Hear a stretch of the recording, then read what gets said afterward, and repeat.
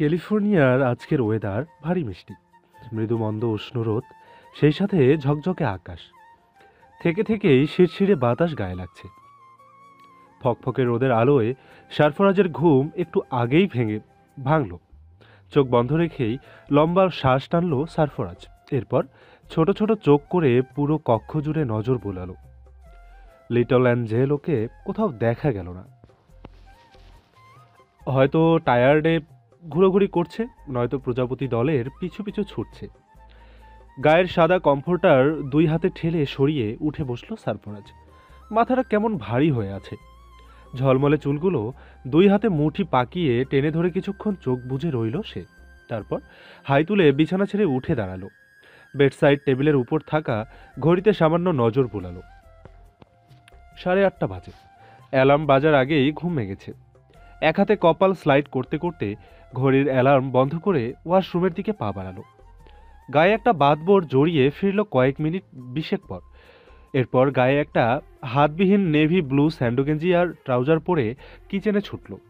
ধরা মাথায় ফ্রিজ হাতড়ে কিছু নাস্তা বের করে চুলা ধরাতে ব্যস্ত হলো সারফরাজ। এমন সময় অভিরূপের গলা পাওয়া গেল। হাতে ধোয়া ওঠা গরম কফি মগে চুমুক দিতে দিতে বিজ্ঞের ন্যায় বলে উঠল, বয়স তো আর কম হলো না, একটা বিয়ে করে ফেল। অ্যাটলিস্ট সকালবেলা গরম খাবার খেতে পারবে, সেই সাথে জং ধরা মেশিনের একটু খাতি যত্ন হবে আর কি। সকাল সকাল মুখ খারাপ করতে ইচ্ছে হলো না সারফরাজের। সারফরাজ অভিরূপের কথা তোয়াক্কা না করে নিজের কাজে ব্যস্ত হলো। কিন্তু অভিরূপ কি থামার পাত্র? সে আয়েশ করে লিভিং রুমের সোফায় বসে বলে উঠল, তা মেশিনখানা আছে নাকি শীতের চটায় বিকল হয়ে গেছে? হাতের পাউরুটিগুলো টোস্টারে ঢুকিয়ে ট্রাউজারের পকেট হাত গুজে অভিরূপের সামনে এসে দাঁড়ালো সারফরাজ। এরপর ছোট ছোট চোখ করে অভিরূপের পানে তাকিয়ে খপ করে অভিরূপের হাত ধরে মোটা গলায় বলে উঠল, মেশিন বিকল নাকি সচল? চল তোকে দেখাই। তুই ছোট কুলাতে পারবি তো? সারফরাজের এহেন ভয়ানক কথাটায় ঝটকা দিয়ে হাত ছাড়িয়ে অভিরূপ বলে উঠল, ছি ছি ছি ছি, শেষ পর্যন্ত এত দূর গিয়ে ঠেকছে তোর অধপতন। শেষে কিনা ছেলে মানুষের প্রতি তোর আকর্ষণ। এমনিতেই মাথায় যন্ত্রণা, তার উপর অভিরূপের বাজে বকবকানিতে চুপ করে থাকতে পারল না সারফরাজ। দাঁতে দাঁত চেপে বলল, নিজের মেশিনে তেল দাও, আমার মেশিন নিয়ে তোমার চিন্তা করতে হবে না, আমার সব ঠিক আছে।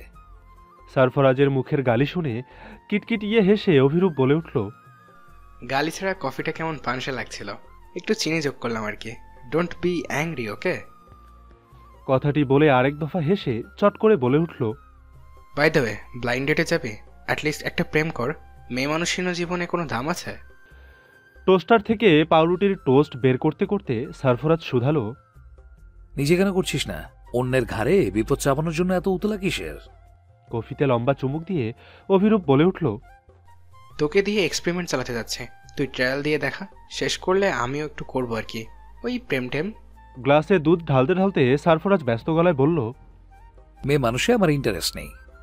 কেন নেই? তুই কি কথাটি বলে বাঁকা হাসল অভিরূপ। সারফরাজ কপাল কুঁচকে বলল, যা ভাবছিস তা মোটেই নই। যদি এমন ভাবনা আর ভেবেছিস তবে ঝুলিয়ে পেটাবো। প্রসঙ্গ পাল্টে অভিরূপ বলল, বাঙালি মেয়ে বিয়ে করবি, সেটাও আছে? সারফরাজ তপ্ত শ্বাস ফেলে বলল, I am not ready for marriage. And one thing, আমার বিয়ে নিয়ে তোর এত হেরে হচ্ছে কেন? হ্যাঁ, কজ আমি তোর এহেন এলোমেলো লাইফ লিডিং সহ্য করতে পারছি না। আমার মনে হচ্ছে তোর মন থেকে দয়া মায়া ভালোবাসা সব উঠে যাচ্ছে। তুই নির্দয় হয়ে যাচ্ছিস। জীবনে নতুন কেউ এলে তোর লাগাম ধরতে পারবে। অ্যান্ড ফাইনালি আমি তোকে নিয়ে ভয় পাচ্ছি। কদিন ধরে চিনিস আমায়? 9 বছর। 9 বছরই এত ভালোবাসা? সারফরাজ, তোকে দেখলে মানুষ দৌড়ে পালায়, তোর চোখ দেখলে মানুষ প্রাণের মায়ায় তোর পায়ে লুটিয়ে পড়ে। তুই একটা নিষ্ঠুর মানব। বিধাতা তোকে এত সুদর্শন করে গড়ে তুলেছেন এমন শয়তান হওয়ার জন্য? শান্ত ভঙ্গিতে টোস্ট চিবুতে চিবুতে সারফরাজ বলল, আমি কোনো ভালো মানুষের প্রাণ নিইনি অভি, তাই এসব জ্ঞান দেয়া বন্ধ কর, নয়তো সকাল সকাল মেজাজ বিগড়ে যাবে। একটা মানুষের জীবন কেড়ে নেওয়া চারটিখানি কথা না, এসব ছেড়ে দে। Big request for you.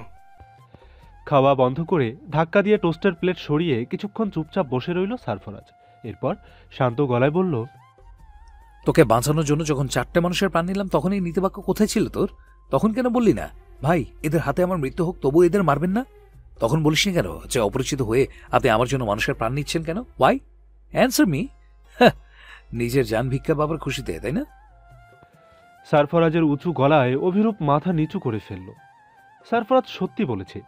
সেদিন রাতে সারফরাজ না থাকলে অভিরূপ আজ এত সুন্দর পৃথিবী দেখার বেঁচে থাকতো না। তার জীবন ওই দিনেই থেমে যেত। সারফরাজ নিজের জীবনের ঝুঁকি নিয়ে ক্যালিফোর্নিয়ার ভয়ানক গ্যাং লিডার ব্রুনোর হাত থেকে বাঁচিয়েছিল অভিরূপকে। অপরাধ ছিল খুবই নগণ্য। না জেনে ব্রুনোর চোখে চোখ রেখেছিল অভিরূপ। চোখ রেখেছিল বললে ভুল হবে। ব্রুনের চোখে অদ্ভুত ট্যাটু দেখে উৎসাহ নিয়ে সেটাই মনোযোগ সহকারে দেখছিল অভিরূপ। ইঞ্জিনিয়ারিং পড়তে এসেছিল এই দেশে সে। একদিন সন্ধ্যার পর নিজের ডরমিটরি থেকে একটু বাইরে ঘুরতে বেরিয়েছিল। এরপর রাস্তা ভুলে এলোমেলো গলিতে হারিয়ে যায়। অভিরূপ জানতো ওনা এই গলির আলাদা মালিক আছে। এটাই তার ভুল। নিজের অজ্ঞতা বুঝতে না পেরে এমন অদ্ভুত মানুষকে বিস্ময়ভরা চোখ দিয়ে দেখছিল অভিরূপ। অভিরূপের দৃষ্টি অনুসরণ করে ক্রুর হেসে এগিয়ে আসে ব্রুনো। কোনো সতর্ক বার্তা বা থ্রেট না দিয়ে অভিরূপের চুলের ঝুঁটি চেপে ধরে ফ্যাসফেসে গর্জন ভরা কণ্ঠে বলে ওঠে। কথাটি বলেই নিজের সহযোগীদের ডেকে ওঠে ছেলেটি। ছেলেটির কথায় অভিরূপের প্রাণ পাখি উড়ে যাবার অবস্থা। মুহূর্তেই আরও 3 জন ছেলে এসে ঘিরে ধরে অভিরূপকে। ভয়ে নিজের অপরাধ না বুঝেও সমানে ক্ষমা চায় অভিরূপ। বারবার জিজ্ঞেস করে তার অপরাধ কি, কিন্তু ছেলেগুলো যেন কানেই তুলল না অভিরূপের কথা। তারা নিজেদের মতো রাস্তায় ফেলে কুকুরের মতো আঘাত করতে থাকে অভিরূপকে। অভিরূপ যখন রক্তাক্ত অবস্থায় জ্ঞান হারিয়ে মাটিতে লুটিয়ে পড়বার অবস্থা হলো, ঠিক সেই মুহূর্তে সারফরাজ এসে বাঁচিয়েছিল তাকে। যেমন তেমন করে নয়, 4টে ছেলের নৃশংস মৃত্যুর বিনিময়ে বাঁচাতে পেরেছিল অভিরূপকে। শুধু কি তাই, লম্বা চওড়া অভিরূপকে কাঁধে তুলে এনে নিজের বাড়িতে ঠাঁই দিয়েছিল। চিকিৎসা পর্যন্ত করিয়েছে সে। এরপর অভিরূপ ভয়ে আর নিজেদের ডরমিটরিতে ফিরে যায়নি, এখানেই থেকে গেছে। শুনেছে সারফরাজের জীবনের কাহিনী। সারফরাজের সাথে সাথে সেও ব্যথিত হয়েছে। ধীরে ধীরে কবে যেন সারফরাজের ডান হাত হয়ে গেল সে।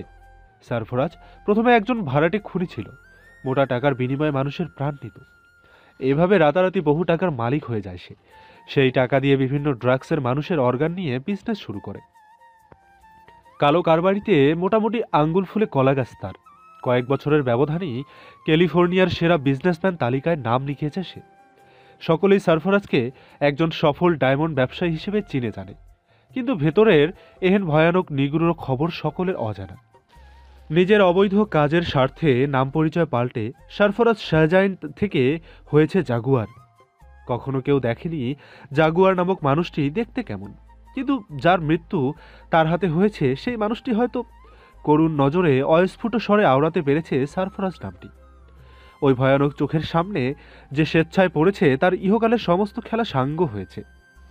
চোখের নিচের ভয়ানক 3টা টিয়ার ড্রাপস মানুষের শীতল হৃদয়ে কাঁপন তুলে দেয়, ধারকান বেড়ে তেজ হয়ে হাজার গুণ। যারা এই ট্যাটুর মানে জানে তারা দৌড়ে পালাতে চায়, কিন্তু হিংস্র জাগুয়ারের থেকে পালানো কি এতই সহজ? নিজের চূড়ান্ত নির্দয়তা প্রকাশ করে সে মানুষটিকে দুনিয়া ছাড়া করে সারফরাজ। এত এত হিংস্রতা দমানোর জন্য কাউকে প্রয়োজন, কিন্তু সেই মানুষটি কোথায়? এরপর অভিরূপের ভাবনার মাঝেই খাওয়া শেষ করে পোশাক পাল্টে বেরিয়ে এলো সারফরাজ। হাতে গল্ফ ক্লাব, সাদা পোশাক আর একটা প্যাক ব্যাগ। হাতের গল্ফ ক্লাব দিয়ে অভিরূপের কাঁধে গুঁতো দিয়ে চিন্তার জগৎ থেকে অভিরূপকে বের করে আনলো সারফরাজ। অভিরূপ হকচকিয়ে সামনে তাকাতেই সারফরাজ বলল, খুব সুন্দর ওয়েদার, চল গল্ফ কোর্সে একটু চিল করা যাক। অভিরূপ মাথা ঝাঁকিয়ে সম্মতি প্রকাশ করে নিঃশব্দে উঠে দাঁড়ালো। এরপর চলতে চলতে বলল, আগামী সপ্তাহে তোর ফ্লাইট, সবকিছু অ্যারেঞ্জ হয়ে গেছে, আমিও যাব। অনেকদিন মা বাবার সাথে দেখা হয় না। অভিরূপের মুখে মা বাবার নাম শুনে হাঁটা থামিয়ে মাথা নিচু করে দাঁড়িয়ে রইল সারফরাজ। এরপর মনে মনে বলল, তুমি কি বেঁচে আছো আম্মু? কেউ তোমাকে খুঁজে পেল না, তবে কোথায় নিরুদ্দেশ হলে তুমি? সন্ধ্যার পরপর ডিউটি থেকে ক্লান্ত ভঙ্গিতে বাড়ি ফিরলেন সুফিয়ান চৌধুরী। আজকাল প্রচুর চাপ যাচ্ছে, সামনে ইলেকশন। সেই ইলেকশনকে কেন্দ্র করে প্রতিটা জায়গায় মারপিট ভাঙচুর হচ্ছে। পুলিশ পর্যন্ত তাদের থামাতে ব্যর্থ হচ্ছে। এদিকে উপর মহল থেকে চাপের উপর চাপ, সব মিলিয়ে রুদ্ধশ্বাস অবস্থা। সুফিয়ান ঘরে ঢুকেই মেয়ের খোঁজ করলেন। নিজ ঘরে সারফরাজের পরিবারের ছবিটি খুঁটিয়ে খুঁটিয়ে দেখছিল রূপকথা। সুফিয়ানের ডাক পেরে ঘর ছেড়ে বেরিয়ে এলো রূপকথা। এরপর এক গ্লাস ঠান্ডা পানি এগিয়ে বলে উঠল, অনেক ব্যস্ত ছিলে পাপা? ঢক ঢক করে পুরো জল সাবার করে সুফিয়ান চৌধুরী বলে উঠলেন, আর বলিস না, এই দেশে সব মানুষ পাগল। এরপর থানায় কি হলো তার পুরোটাই মেয়েকে বললেন। রূপকথা বড় বড় চোখ করে সেসব শুনল। সুফিয়ান গায়ের ইউনিফর্ম খুলতে খুলতে ব্যস্ত গলায় বললেন, তোর টিকিট কেটে ফেলেছি। কবের টিকিট কাটলি? 19 তারিখ। হ্যাঁ রে বাবা, রাত 11:30টায়। একা একা জার্নির খুশিতে এক প্রকার লাফিয়ে উঠল রূপকথা। এরপর হঠাৎ সারফরাজের ছবির পেছনের ঠিকানার কথা মনে পড়ল তার। কিছুটা উৎসুক আর ভাবুক হয়ে শুধালো, মেডিকেল কলেজ থেকে রামপুরা কত দূর বাবা? বেসিনে হাত ধুতে ধুতে সুফিয়ান চৌধুরী বললেন, বেশি দূর নয় কেন? এমনি জিজ্ঞেস করলাম। কথাটি বলে আর দাঁড়ালো না রূপকথা। তরতর করে সিঁড়ি বেয়ে নিজের ঘরে এসে দরজা লাগিয়ে দিল। এরপর মনে মনে বলে উঠল, একবার এই ঠিকানায় গিয়ে খোঁজ করব। মনে মনে কথাটি বলে নিজের ফোন হাতে নিল রূপকথা। লম্বা সময় পড়ে আছে হাতের মুঠোয়। আপাতত পড়াশোনা নেই। ইউটিউবে বিভিন্ন রান্নার রেসিপি, ফেসবুকিং আর ঢাকার বিভিন্ন দর্শনার্থী স্থানের রিভিউ দেখেই কেটে যাচ্ছে তার দিনকাল। সবকিছু অলস অলস লাগে কেমন যেন। অলস সন্ধ্যার বোরিং নেস কাটাতে ফেসবুকে ঢু মারল রূপকথা। বিছানায় আরাম করে শুয়ে পায়ের উপর পা তুলে স্ক্রলিং করতে লাগলো একের পর এক। হঠাৎ এক উদ্ভট ফেসবুক আইডি নজর কাড়ল তার। কয়েকদিন ধরেই আইডিটা তার নিউজ ফিডে পিপল ইউ মে নোতে স্থান দখল করে বসে আছে। কিন্তু আশ্চর্য হলেও সত্যি, রূপকথা এমন প্রোফাইলওয়ালা মানুষকে চেনে না, চিনতে চায়ও না। নামটাও কেমন উদ্ভট, ডেভিল কিং। প্রোফাইলটাতে একটু গুতুগুতি করার খায়েশ হলো রূপকথার। শয়তান নাড়া দেয়া যাকে বলে। প্রোফাইল ঘেটে মোট 7 জন মেয়ে আর 3 জন ছেলে পেল। মেয়েগুলোর পোশাক আশাক আস্তাগফিরুল্লাহ মার্কা ঠেকলো রূপকথার কাছে। মিনিট দুয়েক সেই আইডিতে ঘোরাঘুরি করে রূপকথা বুঝলো নিউ খোলা হয়েছে। ছেলেটি বিদেশি, ঠিকানা বিজনেস এরিয়া, সব দেশের বাইরের। আরেকটু ঘাটাঘাটি করে রূপকথা টুক করে একটা মেসেজ ড্রপ করলো বাংলায়। মিস্টার ডেভিল, আরেকবার আপনার এই উদ্ভট ছবিওয়ালা প্রোফাইল আমার নিউজ ফিডে আসলে আপনার সবগুলো দাঁত একটা একটা করে ভাঙবো আমি। মেসেজটি লিখে রূপকথা মনে মনে হাসলো। বিদেশি বেটা বুঝবেও না কি লিখেছে সে। তাই মনস্থির করলো ইংলিশে লিখবে মেসেজ, সেম মেসেজ। ফোন হাতে নিয়ে আবার সেই ইনবক্সে ঢুকতেই কপাল কুঁচকে এলো তার। লোকটি ইতিমধ্যে তার মেসেজ দেখে ফেলেছে এবং কিছু লেখার ট্রাই করছে। রূপকথা নিজের মেসেজখানা লেখার আগেই উপাস থেকে উত্তর এলো। অবাক হয়ে রূপকথা অবাকের ইমোজি সেন্ড করলো। সাথে সাথেই চোখ টিপের ইমোজি ফিরতি এলো। রূপকথা বিরক্তি নিয়ে বলল, বাংলাদেশে বসে বিদেশি সাজা হচ্ছে, ফেক লোক কোথাকার। উপাসের ব্যক্তি কিছুক্ষণ পর একটা অদ্ভুত সুন্দর পাখির ডাকসহ নাইট ভিডিও সেন্ড করে লিখল। রূপকথা ভিডিওটা দেখে অবাক হয়ে শুধালো। এখন কটা বাজে? নিজের ফোনের স্ক্রিনশট পাঠিয়ে দেখালো। এখন ভোর রাত। রূপকথা আর কিছু লেখার আগেই আরেকটা মেসেজ টিং করে উঠল। রূপকথা ঠোঁট টিপে লিখল, আর ইউ ফ্লার্টিং? ওপাশ থেকে ভয়ঙ্কর আকর্ষণীয় ভয়েস মেসেজ এলো। সকাল সকাল সারফরাজকে জোর করে বগল দাবা করে ধরে একটা ট্যাটু রিমুভাল শপে নিয়ে এসেছে অভিরূপ। ভয়ানক চোখজোড়া এই অদ্ভুত ট্যাটু আরও ভয়ানক করে তুলেছে। অভিরূপ চায় সারফরাজ কোনো মেয়েলি বিষয়ে জড়াক, যাতে তার মধ্যে ন্যূনতম ভালোবাসার সৃষ্টি হোক। কিন্তু তার চোখের এই ট্যাটু দেখলে মেয়ে তো দূর, একটা ছেলেও কাছে ঘেঁষবে না। কারণ ট্যাটুর meaning I am monster, run away if you wanna live. ট্যাটুটা সারফরাজ এক প্রকার বাধ্য হয়েই করেছিল। ক্যালিফোর্নিয়ার Oakland, Salinas, Santa Cruz, Signal Hill, Thailand, এই এরিয়াগুলো ছিল সবচেয়ে ভয়ানক আর খাতরনাক। এই প্রত্যেকটা ছোট ছোট শহর ছিল এক একটা গ্যাংয়ের অধীনে। এক গ্যাং লিডারের শহরে আরেক গ্যাং লিডার বা সদস্যদের প্রবেশ ছিল নিষিদ্ধ, কিন্তু কেউ তা মানতে নারাজ। এজন্য হতো মুখোমুখি সংঘর্ষ। এক গ্যাংয়ের সদস্য অন্য গ্যাং লিডার বা সদস্যকে দেখলেই ডিরেক্ট শ্যুট করে দিত। মানুষের প্রাণ মানুষের প্রাণ নেয়া যেন একদম সহজ ছিল এদের কাছে। শুধু তাই নয়, শরীরে অঙ্কিত ট্যাটু প্রমাণ করত কে কত ভয়ঙ্কর, আর কত ভয়ঙ্কর দলের জন্য নিবেদিত প্রাণ, যাদের পুরো মুখশ্রী জুড়ে ট্যাটু থাকত। তাদের দেখে সহজেই বোঝা যেত এই সদস্যগুলো তাদের দলে সবচেয়ে বিপজ্জনক এবং গ্যাং লিডারের জন্য প্রাণ উৎসর্গ করতেও দ্বিধা বোধ করবে না। আর যার চোখের নিচে টিয়ার ড্রপ ট্যাটু অঙ্কিত থাকে তাকে দেখলেই মানুষ দৌড়ে পালাতো, কারণ চোখের নিচের টিয়ার ড্রপ ট্যাটু প্রমাণ করত মানুষটির নির্দয়তা এবং নিষ্ঠুরতা।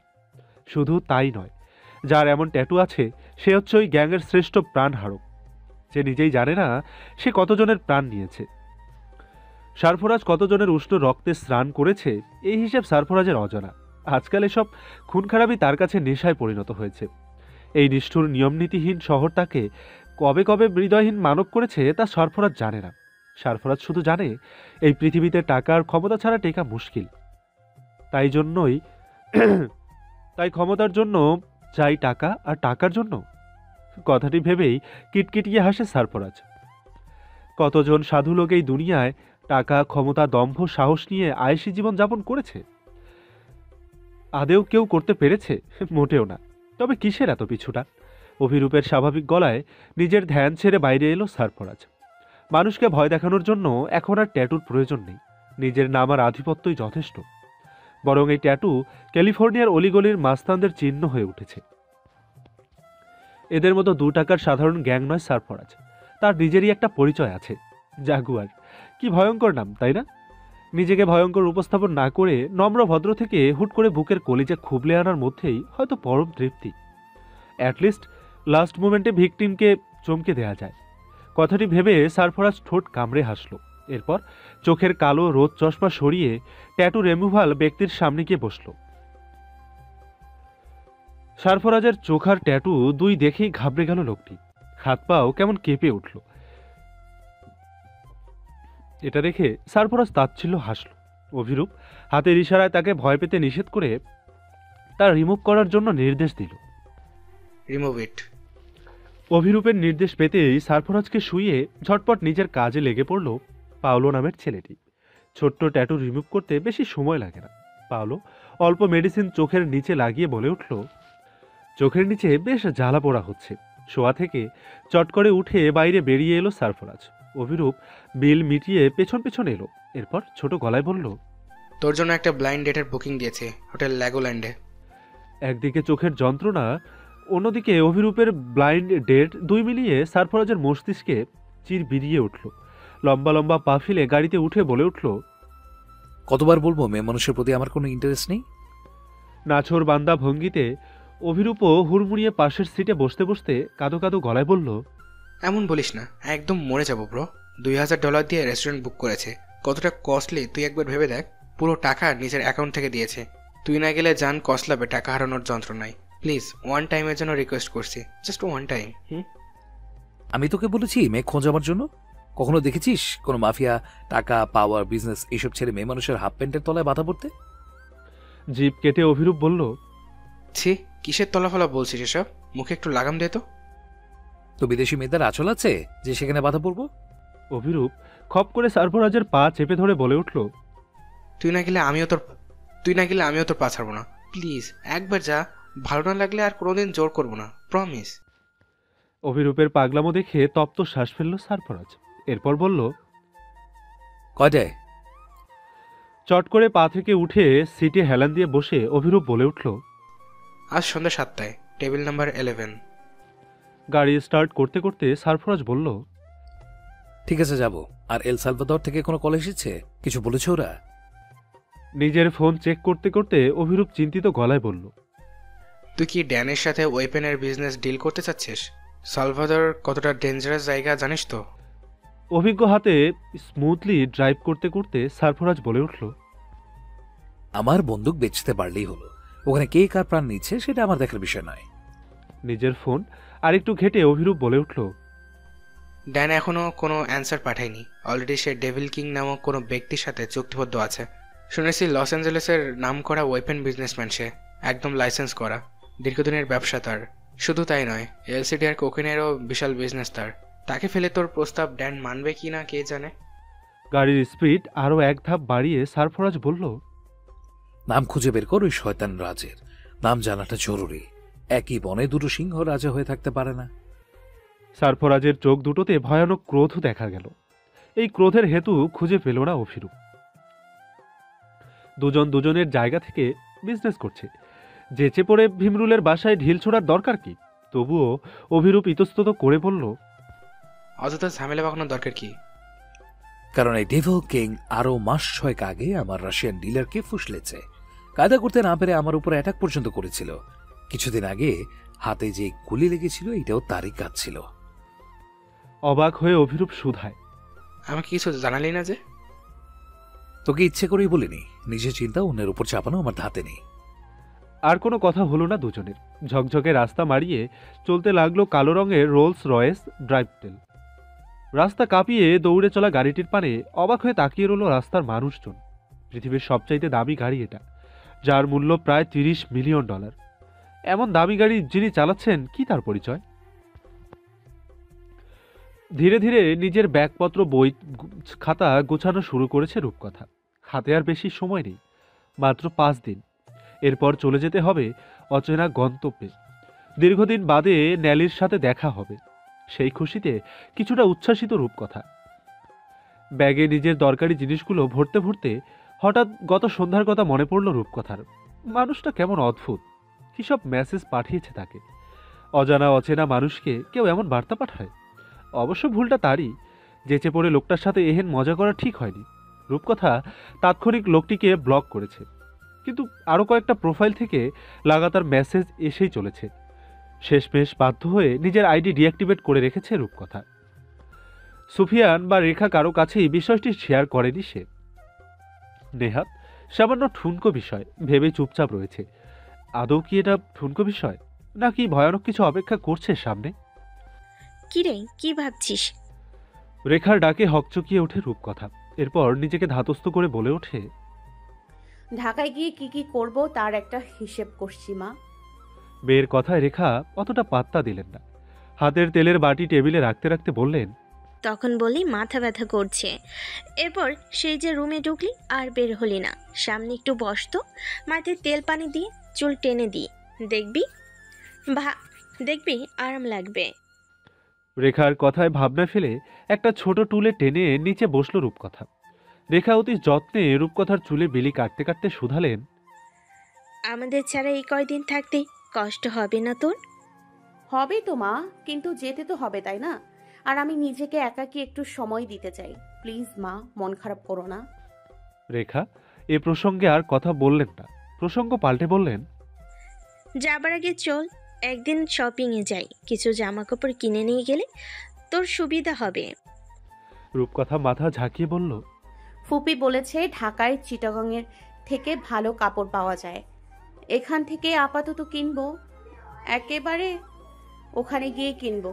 হ্যাঁ, এমন সময় কুলসুম এলো, হাতে ঠান্ডা শরবত। দুই হাতে সেই শরবত রূপকথার সামনে এগিয়ে বলল। কুলসুমের হাতে শরবত দেখে কপাল কুঁচকে রূপকথা শুধালো, চিনির বদলে লবণ দিয়েছিস তাই না? কুলসুম তাৎক্ষণিক মাথা নাড়িয়ে বলল, তাইলে তুই এক ঢোক খেয়ে দেখা, তাহলে তুই এক ঢোক খেয়ে দেখা দেখি। এমন গরমের দিনে ডোয়েঙ্গা মানুষের এমন বাড়াবাড়ি পছন্দ হলো না কুলসুমের। রূপকথার চোখে চোখ রেখে ঠোঁট টিপে বোঝালো সে লবণ নয়, চিনি দিয়েই শরবত করেছে। এরপর বহু কনফিডেন্সে এক চুমুক মুখে তুলে বহু কষ্টে গলাধকরণ করে মুখ চোখ বিকৃত করে বলে উঠল। রূপকথা ধমকে বলে উঠল, তুই চিনি আর লবণের পার্থক্য শিখে তারপর শরবত বানাবি। ভয়ে ভয়ে কুলসুম শরবতের গ্লাস নিয়ে বিদায় হতেই রূপকথা বলে উঠল। রেখা রূপকথার মাথার চুল টানতে টানতে বলল, বাবা মায়ের কথা মনে পড়তেই সেদিনের সে ভয়াবহ অ্যাক্সিডেন্টের কথা মনে পড়ল রূপকথার। নিমিষেই কেমন বুকের ছাতি কেঁপে উঠল, চোখ দুটো জলে পরিপূর্ণ হলো। অ্যাক্সিডেন্ট থেকে মনে হলো সারফরাজের কথা। সব মিলিয়ে হৃদয় বিষিয়ে উঠল। অসহনীয় যন্ত্রণা গ্রাস করল চারপাশ থেকে। প্রত্যেকটা মানুষের আবছা চেহারা চোখে ভাসল, সেই সাথে কানে বাড়ি খেল। মুহূর্তেই চোখ থেকে খসে পড়ল জল। সঙ্গোপনে রেখাকে বুঝতে না দিয়ে সেই জল মুছে কম্পিত গলায় রূপকথা শুধালো, আমি কি পাজি মেয়ে মা? রেখা তরিত রূপকথার মাথায় চুমু খেয়ে বলল, তুই আমার লক্ষ্মী মেয়ে। রূপকথা রেখার উত্তরে নিজেকে নিজেই মনে মনে জিজ্ঞেস করল, তবে সরফরাজ ফিরে না কেন? সিয়েরা ফরেস্টে শহরের তুলনায় একটু আগেই যেন দিনের আলো ফুরিয়ে যায়। সূর্যের আলো ফুরাতেই চারপাশ থেকে নেকড়ের হাউলিং, শেয়ালের ডাক আর নিশাচর প্রাণীর ভয়ানক স্বর ভেসে আসতে থাকে। চারপাশ কেমন হঠাৎই ভুতুড়ে লাগতে শুরু করে। বাতাসহীন সিয়ারা অরণ্যে হঠাৎই ছোট আলপাইন গাছের চিরল পাতাগুলো খচখচ শব্দ করে উঠল। সেই সাথে সারফরাজের খোলা জানালা দিয়ে কেমন অদ্ভুত ফসফস শব্দ ভেসে আসছে। বেডরুমে ব্লাইন্ড ডেটে যাওয়ার জন্য তৈরি হচ্ছিল সারফরাজ। এমন সময় এহেন অদ্ভুত শব্দ তাকে বিরক্ত করল। স্বাভাবিক মানুষের কাছে এই শব্দটা হুট করে শুনলে অধিক ভয়ের মনে হবে, কিন্তু সারফরাজ কেয়ারই করল না। শব্দটা বাইরে থেকে আসছে, তাই একটা টর্চ নিয়ে এগিয়ে গেল সারফরাজ। ক্ষণকাল গড়াতেই অ্যাঞ্জেলো ঘেউ ঘেউ করে ডেকে উঠল। কপাল কুঁচকে সারফরাজ বাইরে বের হতেই সমস্ত শব্দ থেমে গেল, কিন্তু এঞ্জেলোর ঘেউ ঘেউ থামল না। সাধারণ অপরিচিত কোনো মানুষ দেখলে এঞ্জেলো এমন হাঁকঢাক করে। টর্চ জ্বালিয়ে চারপাশে খুঁজল সারফরাজ, কেউ নেই। হঠাৎ ইয়ার্ডের কাছে একটা দ্বিখণ্ডিত ব্ল্যাক মাম্বার দেহ পাওয়া গেল, সেই সাথে কুয়াশাচ্ছন্ন ভেজা ঘাসে জুতার মথিত ছাপ। সারফরাজ কপাল কুঁচকে কিছুক্ষণ ভাবল, এরপর মুখে ক্রূর হাসি ঝুলিয়ে বলে উঠল, wow, I like it. Abhirup, Angelo আর সারফরাজ 7টা বাজার 5 মিনিট আগে নিজেদের জন্য বরাদ্দকৃত কেবিনের টেবিলে এসে বসল। যার সাথে সারফরাজের ডেট, সে আসলেই অভিরূপ অ্যাঞ্জেলোকে নিয়ে বেরিয়ে যাবে। সারফরাজকে একবার গভীর চোখে পরখ করল অভিরূপ। গায়ে একটা ব্ল্যাক শার্ট আর ব্ল্যাক ব্লেজার জড়িয়েছে সারফরাজ, সেই সাথে চুলগুলো ব্যাক ব্রাশ করে জেল দিয়ে সেট করেছে। ছোট কয়েক গাছি চুল কপালের কাছে পড়ে আছে। ফর্সা মুখটা ক্লিন সেভ করেছে, বোধহয় দীর্ঘদিন বাদে। হাতে দামি রোলেক্স ঘড়ি। খোঁচা খোঁচা গোপ না থাকায় টকটকে ঠোঁটটা বেশ নজর কেড়েছে। কোন মেয়ে এমন সম্মোহিত পুরুষ রিজেক্ট করতে পারবে না, এমনটা ভেবে মনে মনে শান্তি অনুভব করল অভিরূপ। মিনিট 10 অপেক্ষা করতেই অনিন্দিত সুন্দরী এক মেয়ের আগমন ঘটল। লম্বা ফর্সা বাদামি চুলের ছোট পোশাকধারী মেয়েটিকে দেখে ফাঁকা ঢোক গেল অভিরূপ, কিন্তু সারফরাজ নির্বিকার, যেন এর চাইতেও হাজার গুণ সুন্দর জিনিস সে দেখে ফেলেছে। সারফরাজকে স্পেস দিতে অ্যাঞ্জেলোকে নিয়ে চুপচাপ বেরিয়ে গেল অভিরূপ। যাবার আগে চোখ টিপে কিছু ইঙ্গিত করল। অভিরূপ দরজা ঠেলে চলে যেতেই মেয়েটি ডিসেন্ট হেসে বসল। ভদ্রতার খাতিরে উঠে পর্যন্ত দাঁড়ালো না সারফরাজ। এতে মেয়েটি একটু ভ্যাবাচাকা খেল। ধীরে ধীরে মেয়েটি তার পরিচয় দিতে লাগলো, কিন্তু সারফরাজ এবারও মুখ খুলল না। মেয়েটি নিজের সৌন্দর্যের পাশাপাশি শারীরিক সৌন্দর্য দর্শন করাতে চাইল সারফরাজকে। গভীর চোখে মেয়েটির পানে নজর বুলিয়ে সারফরাজ বলে উঠল, I am impressed. Will you be my bed partner? মেয়েটি সারফরাজের প্রস্তাবে খানিক বাঁকা হাসল। এরপর ছোট পোশাক টেনে টুনে নিষিদ্ধ অঙ্গের আকর্ষণ বাড়িয়ে নেশাগত গলায় শুধালো। সারফরাজ ফিচেল হেসে বিড়বিড় করে বলল, রক্তের পিপাসা বড্ড করে চেপেছে। বাংলা বুঝল না মেয়েটা, তাই ঠোঁটে হাসির রেখা অব্যাহত রেখে শুধালো। সারফরাজ প্রতিউত্তর না করে হাত বাড়িয়ে বলে উঠল, my house is empty, don't waste time darling. ঘড়ির কাঁটা 11 ঘরে গিয়ে জানান দিল তার সময়। নিস্তব্ধ সিয়ারা ফরেস্টে সেই ঢং ঢং ধ্বনি কেমন ভৌতিক আর গা ছমছমে ঠিকল। কুয়াশার ভারী আস্তরণ চারপাশে ধূম্র জালের ন্যায় বিস্তার লাভ করেছে।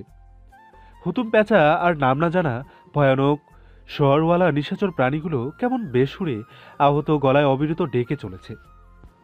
বৃহৎ পাখা ঝাপটিয়ে দূরে কোথাও পালাতে চাইছে তারা, কিন্তু কেন? কুয়াশার জাল আরেকটু যখন ঘন হয়ে এলো আলপাইন এলাকায়, ঠিক তখন সারফরাজের গাড়ি এসে থামল বাড়ির ফ্রন্ট ইয়ার্ডে। মেয়েটিকে গাড়ি থেকে নামার অনুরোধ করতেই প্রশস্ত হেসে নেমে দাঁড়ালো সে।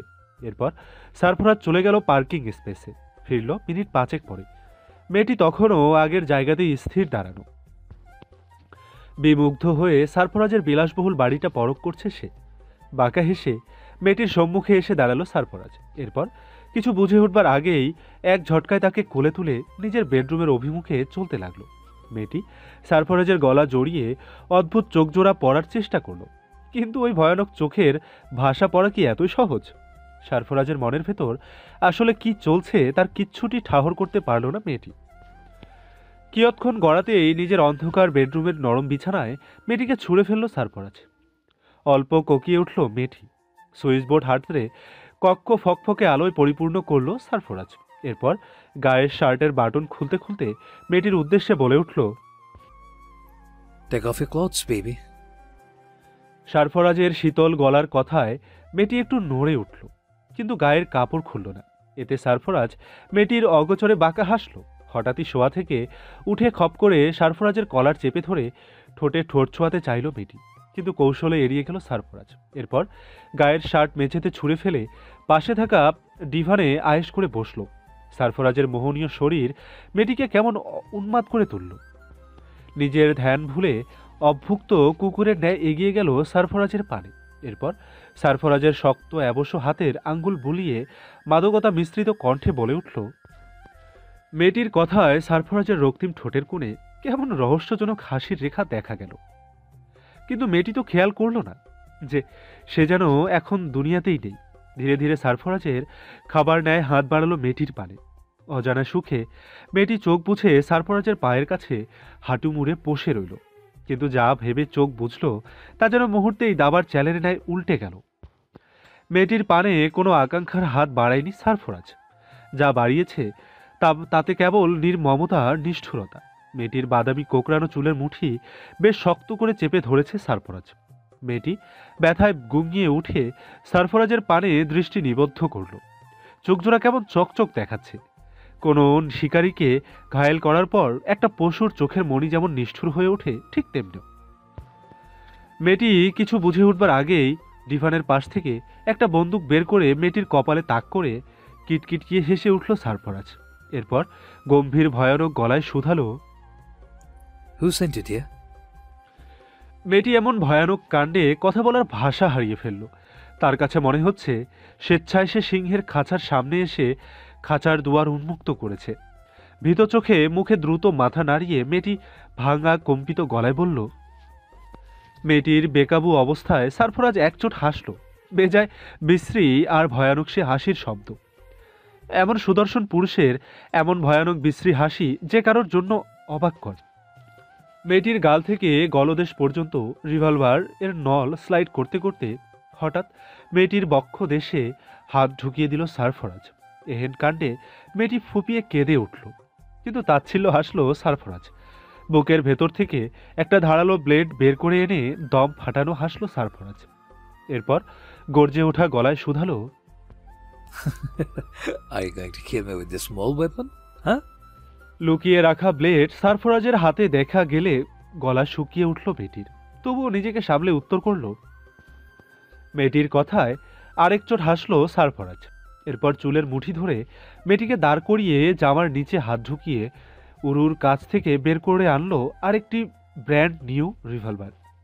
রিভলভারটা হাতে নিয়ে ঠোঁট উল্টে ভ্রু উঁচিয়ে সারফরাজ বলল, Wow, nice gun.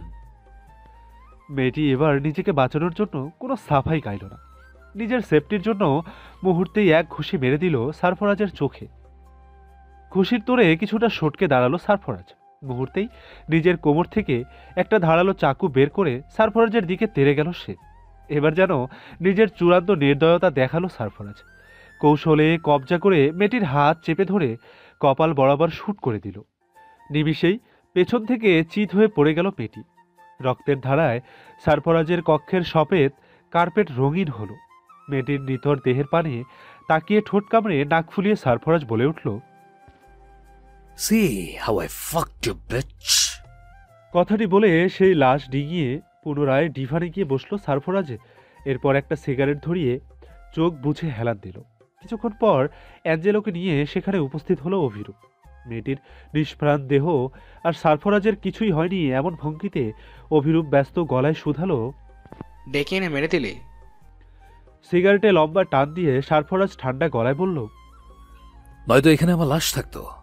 অভিরূপ যেন নির্বিকার হলো এমন কথায়। একটা অচেনা মেয়ে সারফরাজকে কেন মারতে চাইবে? এদিকে এঞ্জেলো ঘেউ ঘেউ করে সামনে ডেকে চলেছে। হয়তো মেয়েটির নিথর দেহ তার ভালো লাগছে না, সবকিছু উপেক্ষা করে সারফরাজ শুধালো, ব্লাইন্ডের ব্যবস্থা কার মাধ্যমে করেছিস? অভিরূপ চট করে উত্তর দিল। ডেভিনের মাধ্যমে। তাচ্ছিল্য হেসে সারফরাজ বলল, কালোকে বাড়িতে ডাক, অজগরের কাবাব খাওয়াবো। অজগরের কাবাব কথাটি শুনে পেট গুলিয়ে বমি পেল অভিরূপের। তবুও মুখ চেপে ধরে শুধালো, ঘটনা খুলে বল।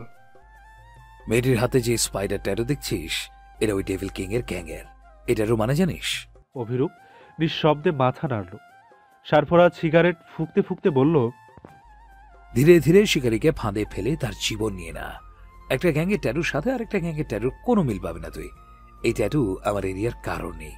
মেয়েটি এখানকার নয়, সে লস অ্যাঞ্জেলেসের। তুই কিভাবে জানলি? বিস্ফোরিত চোখে জানতে চায় অভিরূপ। কথা টোনার হাতের ট্যাটু দেখে। এই ট্যাটু লস অ্যাঞ্জেলেস ঘুরতে গিয়ে দেখেছি আমি। ওকে কেউ পাঠিয়েছে আমাকে শেষ করার জন্য। এমনকি সে আমার প্যালেসের চারপাশে চক্কর কেটে সুযোগ খুঁজেছে, যদি কোনোভাবে আমাকে এখানেই শেষ করা যায় সেই আশায়। কিন্তু বিষাক্ত মেম্বা তাকে বিফল করেছে। অভিরূপ ভয়াত্ম কণ্ঠে বলল। তাহলে কি হবে এবার? বাঁকা হেসে সারফরাজ উত্তর করল, আমাকে মারা এত সহজ নয় বন্ধু। মরার আগে ঘাতককে মেরে তবেই আমি মরব, কারণ হেরে যাওয়া একদম পছন্দ নয় আমার। আজ 19 তারিখ। সকাল থেকে ব্যস্ত সময় কাটালো রূপকথার। ঢাকায় গিয়ে ভর্তি কিভাবে হবে, কোথায় কোন ড্রেস পরে ঘুরবে, কি কি কাগজপত্র নেবে এবং কোন কোন স্যান্ডেল সাথে নেবে, এসব পরিকল্পনা করতে করতেই দিনের অর্ধেক বেলা গড়িয়ে গেল। এদিকে রূপকথার ফুপু শিউলিয়ার ন্যালি সমানে ফোন করে যাচ্ছে রূপকথা কখন ট্রেনে উঠবে। সুফিয়ান চৌধুরীও আজ তাড়াতাড়ি বাড়ি ফিরলেন। মেয়ে চলে যাবে বলে কথা। রেখা একে একে সব গুছিয়ে দিল রূপকথাকে। কুলসুমও আজ অনেক ব্যস্ত। নিজের ব্যাখ্যানে গুছানো শেষ হতেই আরেকবার তা ভালো করে পরখ করল রূপকথা। এরপর রিডিং টেবিলের ডয়ার থেকে একটা ছোট বক্স বের করলো। তপ্ত শ্বাস ফেলে সেটা খুলতেই একটা শার্টের বোতাম বেরিয়ে এলো। বোতামের উপর আঙ্গুলি স্পর্শ করে রূপকথা বলল, এটা ছাড়া আমার কাছে আর কিছুই নেই সারফরাজ। এই বোতামে এখনো তোমার গন্ধ পাই আমি। কি নিষ্ঠুর ছিল সেই দিন, তাই না? কথাটি বলে ব্যথিত মনে নিজের হ্যান্ডব্যাগের ভেতর সযত্নে বক্সটা রেখে চেইন আটকে টেবিলে রেখে দিল রূপকথা। এরপর সারফরাজের ফ্যামিলি ফটো আর সারফরাজের পুরাতন কাপড়গুলো ব্যাগে তুলে চেন আটকে দিল। হঠাৎই শো র্যাকের ভেতরে থাকা একজোড়া জুতার কথা মনে এলো রূপকথার। তার 16তম জন্মদিনে সুফিয়ান তাকে গিফট করেছিল বেশ দামি জুতা জোড়া বিদেশি কোম্পানির। রূপকথার যতদূর মনে পড়ে আগামী কয়েক বছর সুফিয়ান কোনো বাইরের দেশে ঘুরতে যায়নি। গুগল ঘেটেও রূপকথা দেখেছে বাংলাদেশে এই জুতা পাওয়া যায় না। খুবই সুন্দর র্যাপিং পেপারে মোড়ানো ছিল জুতার বক্সখানা। দেখেই মনে হয়েছিল খুব যত্ন সহকারে আনা হয়েছে জুতা জোড়া। এমন নিখুঁত বক্সিং করে কখনই জুতোগুলো অন্য দেশে থেকে এদেশে আনা পসিবল নয়। বক্সের উপরে লেখা ছিল ডিয়ার রূপকথা। লেখাটাও সুফিয়ান চৌধুরীর না। রূপকথা তখন সেসব মাথায় না আনলেও পরে এটা নিয়ে অনেক ভেবেছে। বেশ কয়েকবার সুফিয়ান চৌধুরীকে এ বিষয়ে জিজ্ঞেসও করেছে, কিন্তু কেমন এলোমেলো উত্তর দিয়েছেন তিনি। রূপকথার মনে হয়েছে উনি কিচ্ছু লুকাচ্ছেন, কিন্তু কি? মনে মনে এসব ভেবে সেই জুতা জোড়াও বের করে আনলো রূপকথা। এরপর খুব যত্নে পায়ে তুলল তা। আগে লুজ হলেও এবার ঠিকঠাক খাটল। সুন্দর একজোড়া স্নিকার্স। রূপকথা ভাবলো এই জুতো পরে কলেজে করবে সে, তাই খুব যত্নে সেগুলো ব্যাগে ভরল। এরপর অপেক্ষা করতে লাগলো যাত্রার। 7টার দিকে রূপকথাকে নিয়ে সুফিয়ান আর রেখা ছুটল চিটাগাং স্টেশনের অভিমুখে। যাবার বেলায় কুলসুম রূপকথাকে জড়িয়ে ধরে কাঁদল। এই প্রথম কুলসুমের জন্য বেশ মায়া হলো রূপকথার। নিজের কিছু জুতো আর ড্রেসের মালিক করে খুশি করল কুলসুমকে। এরপর ঘর ছেড়ে বেরিয়ে এলো। নির্ধারিত সময়ের আগেই প্ল্যাটফর্মে এসে উপস্থিত হলো তারা। রেখা ফ্যাচ ফ্যাচ করে কাঁদলেন। তাতে বিরক্ত হলেন সুফিয়ান। স্ত্রীকে মৃদু ধমকে বললেন, আহ, কি হচ্ছে কি এসব? মেয়ে কি মহাকাশে যাচ্ছে? দুদিন পর তো আমরাও যাচ্ছি। এত কান্নাকাটির কি আছে? ব্যাককল মহিলা মানুষ। স্বামীর ধমকে আঁচলে চোখ মুছে কান্না বন্ধ করলেন রেখা। সুফিয়ান নিজের বোনকে ফোন করে রূপকথার যাত্রা সম্পর্কে জানালেন। মেয়ের যাতে 2 মাস কোনো প্রকার কষ্ট না হয় তারও হুমকি দিলেন। এরপর ব্যাগপত্র নিয়ে রূপকথার কেবিনে তুলে দিলেন। আরও কিছু আলাপচারিতায় ট্রেন ছাড়ার সময় হয়ে এলো। রেখাকে নিয়ে সুফিয়ান ট্রেন থেকে নামার প্রস্তুতি নিলেন। যাবার আগে মেয়েকে আরও কয়েক দফা সতর্ক বাণী ছুড়ে সবকিছু বুঝিয়ে নেমে গেলেন। সুফিয়ান আর রেখা প্রস্থান নিতেই রূপকথার মন ভার হলো, খুব করে কান্নাও পেল, কিন্তু নিজেকে শক্ত রাখল। হুইসেল বাজিয়ে ট্রেন ধীরে ধীরে গতিতে নড়ে উঠল। চাকাগুলো একটু সচল হতেই হুড়মুড়িয়ে কে যেন লাফিয়ে উঠে গেল ট্রেনের ভেতর। এরপর কেবিনের দরজা ঠেলে ভেতরে প্রবেশ করে সিটে বসে দম ছাড়ল। আকস্মিক আগন্তুকের আগমনে কপাল কুঁচকে রূপকথা ধমকে বলে উঠলেন, এই আপনি কে? আমার কেবিনে কি করছেন?